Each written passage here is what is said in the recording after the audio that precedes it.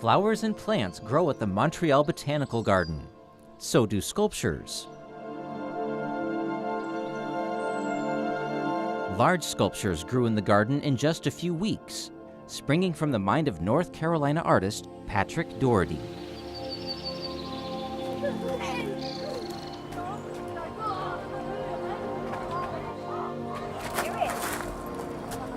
Some sculptors work in metal, some work in marble. Doherty works in sticks. Whether he's sculpting in France, Japan, Scotland, or the US, it's always sticks. I might be in the Midwest, I use elm, or Hawaii, I might use strawberry guava. But in some places, like here in Canada, there's a lot of willow. These are particularly great willows. They're very flexible, they're easy to bend. So this has been a big joy to work with this kind of material. In fact, there's only one material in this entire sculpture. This piece is made out of entirely of willow. It's woven together. That's the method of holding it together. In this work, there's no screws, metal, string. It's just simply and thoroughly sticks.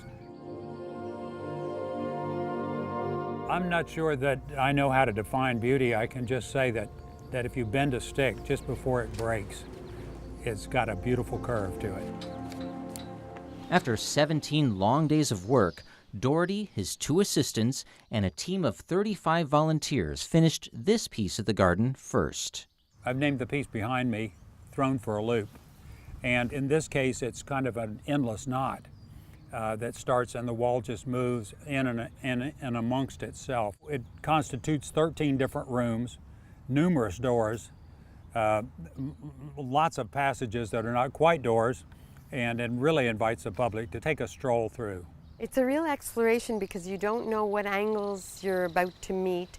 You're flowing from area to area, and everything is open. So it's very enjoyable. You just don't know what kind of shape you're about to wander into. Because it's made of wood, it's not intimidating. It's like a friendly labyrinth, I suppose. But you won't have forever to wander in the labyrinth. With the use of flexible, natural material, this piece should last about 2 years. I think that when you do temporary work, you really have to make work that's approachable, that beckons the public in, that gets people to come running over and look at it, so that there is an opportunity for people to really appreciate it while it's at its best. This sculpture is built to withstand 2 Canadian winters. And so, we have no roof. And part of that was an effort to make something that was intriguing, but wouldn't really be subject to the load of snow in the winter.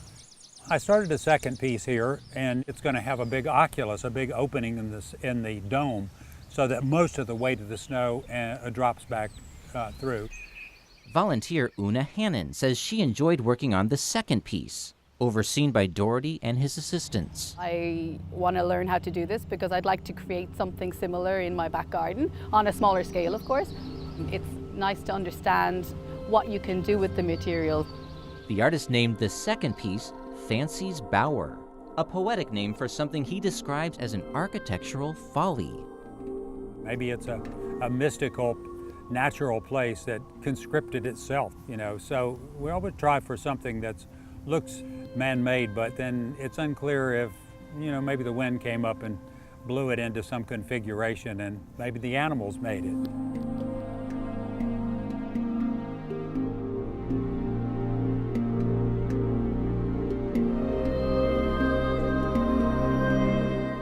The artist started a third piece in Montreal and let the garden visitors complete it.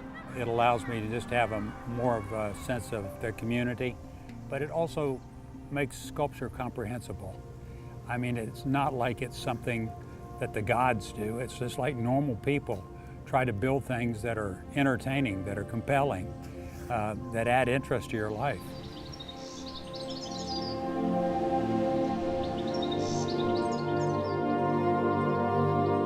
I think that in looking at this work, people find a fondness for the natural world. I'm very pleased with the work. I've been hugely interested in it and have enjoyed doing it for these last years.